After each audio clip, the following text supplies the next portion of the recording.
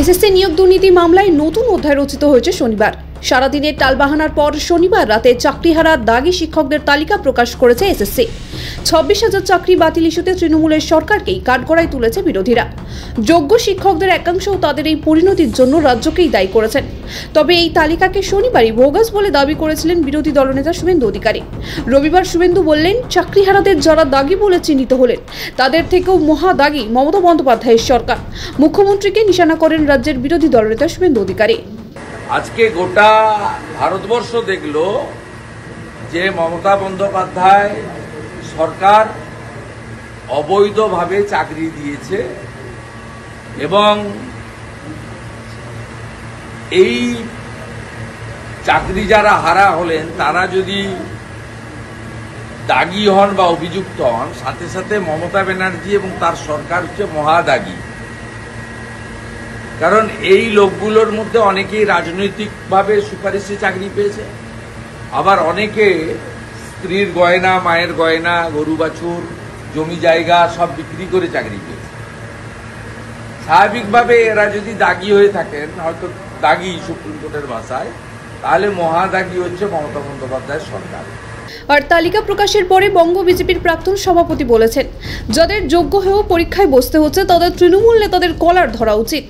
যাদেরকে টেন্টেড বলা হচ্ছে তাদেরকে আমি অনুরোধ করব, আপনাদের নাম যদি লিস্টে আসে তাহলে আপনারাও এটি লিস্ট জারি করুন যে কোন তৃণমূল নেতাকে আপনাদের কত টাকা দিতে হয়েছিল, এবং সেই লিস্ট জেলায় জেলায় পাবলিশ করুন। না করতে পারলে আমাদেরকে দিন, আমরা জেলার সব থেকে জনবহুল এলাকাগুলোতে পোস্টার করে করে বড় বড় কাট আউট সহ সেই তৃণমূল নেতাদের কর্মকাণ্ড বাংলার জনগণের সামনে তুলে ধরবো, আপনাদের সামনে তুলে ধরবো। শনিবার তালিকা প্রকাশের আগেই নাম প্রকাশ হওয়া দাগি চাকরিহারাদের কাছে বঙ্গ বিজেপির প্রাক্তন সভাপতি সুকান্ত মজুমদার অনুরোধ করেছিলেন, কোথায় কোন নেতাদের কত টাকা দিয়েছেন তাদের নাম প্রকাশ করা হোক, বিজেপি জেলায় জেলায় টাঙাবে। এই যে 26,000 চাকরি চলে গেল, তাদের মধ্যে যোগ্য যারা, আমি 2,000 যদি বাদ দিয়ে দিই, বাকি যে 24,000 যারা যোগ্য তাদেরকে যে আর একবার পরীক্ষায় বসতে হচ্ছে, সেটা তো এদের জন্য, এসএসসির জন্য।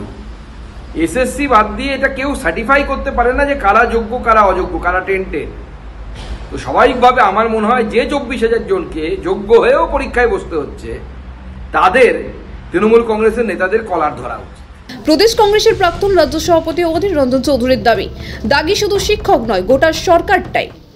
সরকার তো দাগিদের সরকার, সরকার তো চোরদের সরকার, সরকার তো ঘুষখোরদের সরকার, সরকার তো দুর্নীতিগ্রস্তদের সরকার।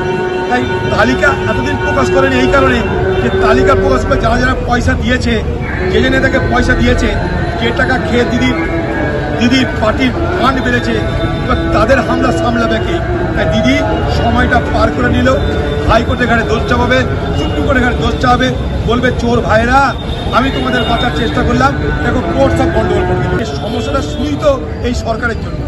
আজকে যারা যোগ্য, পড়াশোনা করে পাশ করে শিক্ষিত হয়ে চাকরি পেয়েছে, এত বছর চাকরি করার পর, ঘর সংসার সবকিছু করার পর আজ রাতারাতি শুনতে হচ্ছে আমাদের চাকরি চলে গেল, এর থেকে দুঃসহনীয় কি হতে পারে?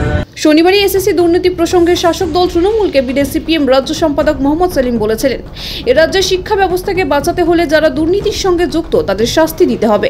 দিদি তো ফাঁসবেই, এটা পরিষ্কার কথা। এবং এই রাজ্যের শিক্ষা ব্যবস্থাকে বাঁচাতে হলে যারা এই 9/6 করেছে, টাকা নিয়েছে এবং নিয়োগে দুর্নীতি করেছে, তাদেরকে শাস্তি দিয়ে উদাহরণ তৈরি করতে হবে। এদিকে বিরোধীদের তোপের মুখে পড়ে বাংলার শাসক দল তৃণমূল বলছে, অনিয়ম হয়েছে বলেই তো তদন্ত চলেছে, যদিও তোপ ডাকতে ছাড়েনি বাম বিজেপি। এবং কোথাও কোনো অন্যায় বা কোনো অনিয়ম হয়েছে বলেই তো অনেকে বন্দী আছেন, তদন্ত হচ্ছে। এগুলো কিছু অনিয়ম কোথাও হয়েছে বলেই তো এইসব তদন্ত, শাস্তি। ফলে এটা নতুন করে এই নিয়ে আলোচনার কোনো অবকাশ নেই। বরং আমরা বলবো যে আজ হয়তো এইসব কম্পিউটারাইজড, এগুলো তো হওয়া উচিত নয়, বাট কম্পিউটারাইজড ইত্যাদি বলে জানা যাচ্ছে, যেগুলো হওয়া উচিত নয়। তো সিপিএম জমানায় যে প্রত্যেক হোল টাইমারের বাড়িতে সরকারি চাকরি ছিল, সেগুলো কোন নিয়মে হয়েছে, কজন কত দূর দৌড়ছিল যে প্রত্যেক হোল টাইমারের বাড়িতে সরকারি চাকরি আর শিক্ষকের চাকরি? তখন এই সমস্ত কম্পিউটার ছিল না, ডিজিটাল সিস্টেম ছিল না, ফেসবুক ছিল না, তো তাই বলে ওরা ধোয়া তুলসী পাতা এইটা মানার কোনো কারণ নেই। মধ্যপ্রদেশের ব্যাপম কেলেঙ্কারি, সেটা তো অনিয়মের জন্যই ছিল। সেখানে তো তদন্ত চলাকালীন এত লোক খুন হয়ে গেল, রহস্যজনক মৃত্যু। ত্রিপুরায় 10,323 জনের শিক্ষক পুরো প্যানেল বাতিল, সিপিএম আর বিজেপি কি বলবে? ফলে এখানে হ্যাঁ অন্যায় হয়েছে এবং সেটা আমরা কড়াভাবে নিন্দা করছি। শুভেন্দু অধিকারী তিনি তো 2020 সালের নভেম্বর মাস পর্যন্ত তৃণমূল কংগ্রেসেই ছিলেন।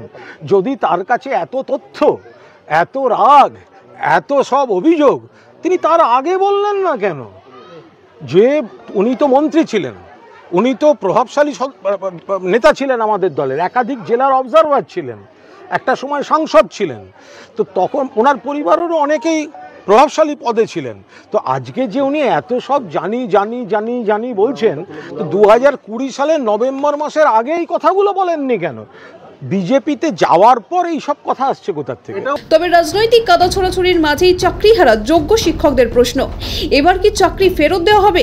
আগামী 7 ও 14 সেপ্টেম্বর নতুন করে শিক্ষক নিয়োগের পরীক্ষা নেওয়ার সিদ্ধান্ত নিয়েছে রাজ্য school service commission. Supreme court এসএসসিকে স্পষ্ট জানিয়েছে নতুন নিয়োগ প্রক্রিয়ার নজর রাখা হচ্ছে, কোনো ভুল ত্রুটি হলে হস্তক্ষেপ করা হবে। শোভিক চ্যানেলের রিপোর্ট, সময় কলকাতা।